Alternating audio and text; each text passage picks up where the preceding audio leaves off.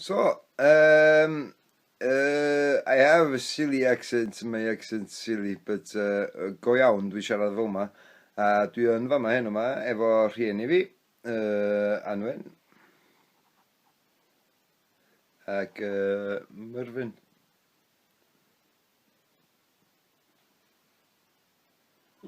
Da ni wedi bod yn siarad amdan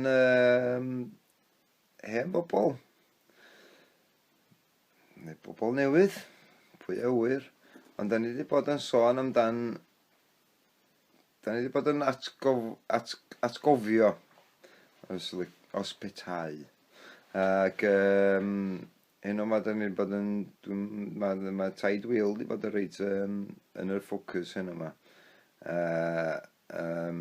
So, dwi wedi cael chydig bach o stories gyn dad.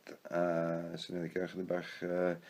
Na i trio recordio lot mwy ohonyn nhw ac i cael cyfnodi pethau gallai ddim cadw i fewn o hynna. And diolch yn fawr iawn am wrando a gobeithio dach chi ddim yn meddwl bod fi'n just...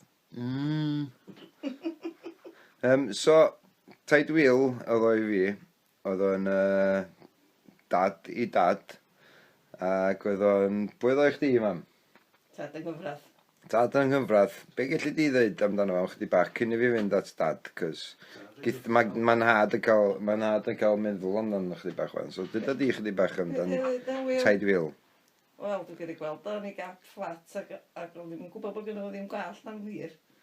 Ac oedd ni'n mynd i lawr i... Be gynnu nhw'n gwallt? O'n i'n mynd i lawr i tisa un tro, oedd ni'n mynd i lawr, ac y Karen tisa fo gwallt lawr at i ffein ôl. A Taid Wheel di rei lift i ni lawr. A dyma Karen tisa dweud, oh, bloody hell. How do you like bloody hair like this? It's a bloody nuisance, mae ddi. A dar y pwynt yna, mae Taid Wheel yn tynnu gap off ac oedd o foel a bron yn dagur a bloody te. O'n i'n gwybod bod gen i fo'n gwallt. Ie.